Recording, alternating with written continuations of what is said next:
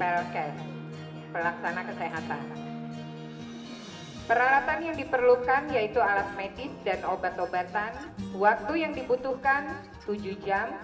Hasil kegiatannya terlaksana kegiatan. Ini lupa dipakai.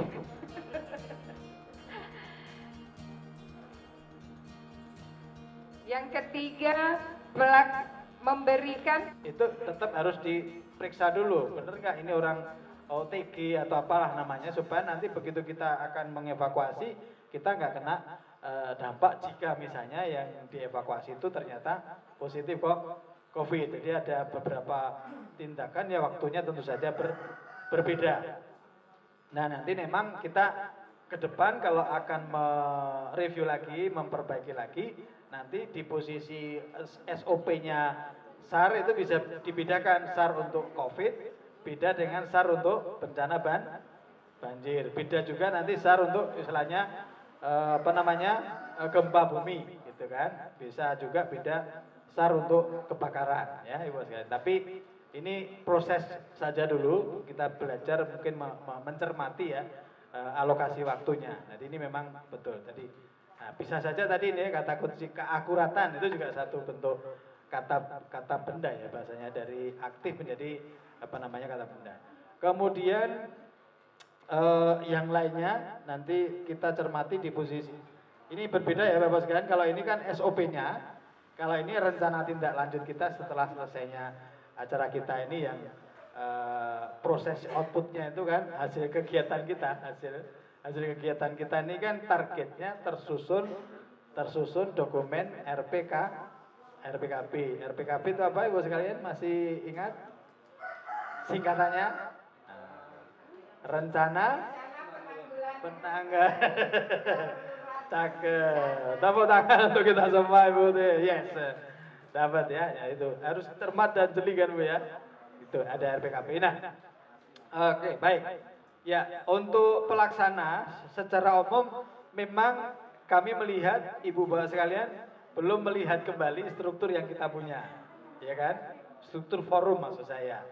Nah, nanti tolong di akhir cerita ini menjadi hak Ibu Bapak sekalian ya, bukan hak kami kan, bukan kami yang harus mengintervensi siapa saja di posisi orang dan jabatannya, nanti disesuaikan di sini ya. Nah, itu supaya nanti nggak kelamaan, kalau itu kan udah rumah tangga desa Jayanti ya. Jadi kami supaya nanti nggak menimbulkan kami yang mengintervensi ya Mbak Maria kemarin di Cirarap kita coba push gitu, ternyata ada beberapa yang istilahnya menjadi miskomunikasi segala macam. Itu nanti kami serahkan sepenuhnya bagaimana mereviewnya.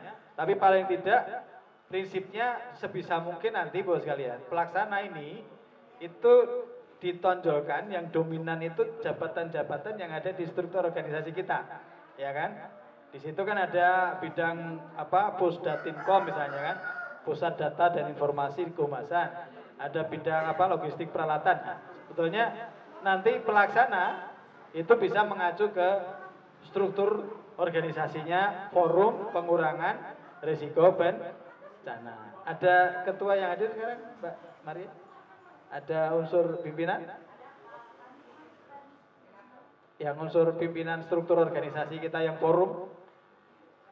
Oke, nanti ya, artinya itu bisa nanti diselesaikan secara adat, gitu kan? Ya, kemudian lagi-lagi peralatan. Jadi peralatan itu peralatan yang nggak harus diada-adakan Bu sekalian. Peralatan yang seadanya, yang penting menjalankan aktivitas yang ini bisa berjalan gitu dengan lancar ya, tidak harus peralatan yang betul-betul lengkap. Kalau misalnya cukup dengan HP saja selesai berjalan gitu. Kalau tidak harus rapat gini, dengan HP kan bisa kontak sana kontak sini, kemudian kumpul di grup WhatsApp itu kan udah sama dengan kumpul kan Bu. Ngobrolnya di situ udah sama dengan rapat. Jadi seperti itu lah contohnya. Di alat komunikasi itu memang sama alat tulis nanti itu udah biasanya seringkali yang digunakan untuk kerja-kerja darurat itu ya. Tentu saja dipastikan HP kita tidak dalam posisi sengketa. Apa maksudnya kira-kira? Itu dia maksudnya. Pilot ya. Kuncinya di situ. Oke. Lain-lainnya udah kita bisa dapatkan tadi sarana prasarana. Ini juga sudah ada gambaran, ada PLN segala macam tuh posisi kita supporting. Kalau urusan listrik kan ya pasti kan PLN yang di depan ya. Jadi forum termasuk ibu sekalian sifatnya memperlancar, membantu. Nah, gitu aja kan, bukan penanggung jawab utamanya ya posisi kita. Nah, yang menarik di sini nanti diobrolkan sama forum ibu sekalian. Kalau kita cermati sini daerah lain tuh suka biasanya urusan dana itu nggak ada. Ini saya positif thinkingnya kalau di urusan di mana Jayanti kayak kemarin kan aspek sosial aspek ekonomi kan nggak ada masalah. Nah sekarang terbukti nih, ya kan? Kita lihat nih, ibu sekalian, dana tanggap darurat, dana untuk kegiatan PRB itu bukan menjadi jangka panjang, tapi masuk di jangka pendek. Artinya kan Jayanti dilawan, begitu ya? Oke, tepuk tangan. Nah, tinggal nanti yang urusan perdes ini sebisa mungkin ya dokumen PRB kita kan udah dalam proses ini Bu. Nomor 2 ini kan kita sedang mengevaluasi, mengkaji kembali RPKB, kemudian juga kajian risiko. Jadi mungkin tidak 3 tahun karena sekarang pun sudah berproses. Jadi ini masuk jangka pendek ya. Yang ketiga ini 1, 2 dan 3 ini masuk jangka pendek karena dokumennya sudah sekarang ini sedang dilakukan evaluasi dan mungkin untuk tinggal kepala desa memberikan pengesahan kan relatif nggak harus pakai 3 tahun ya. Dalam 1 tahun insya Allah nanti setelah lebaran kita kumpul lagi untuk persiapan simulasi. Ini sudah ada yang berkaitan seminim-minimnya kan untuk forum PRB itu kan.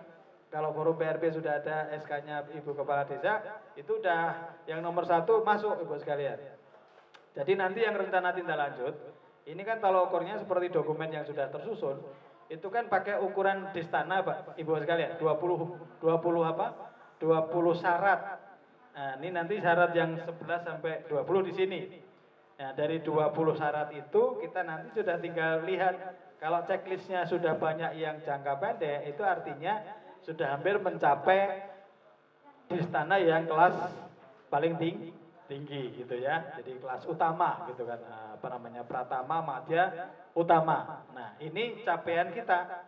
Artinya dengan adanya forum PRB di Desa Jayanti, insya Allah ke depan Distana itu, Desa Tangguh Bencana, bisa terwujud dan kelasnya sudah bukan kelas SD lagi, tapi sudah SD, SMP, SMA atas. Oke, tepuk tangan sekali lagi untuk kelompok 1 ya. Nah, 3 urusan langsung kelar. Kita masih punya 35 menit Ibu sekalian. Kita bagi 2 kelompok untuk menyelesaikan syarat dan sebelum jadwal. Monggo.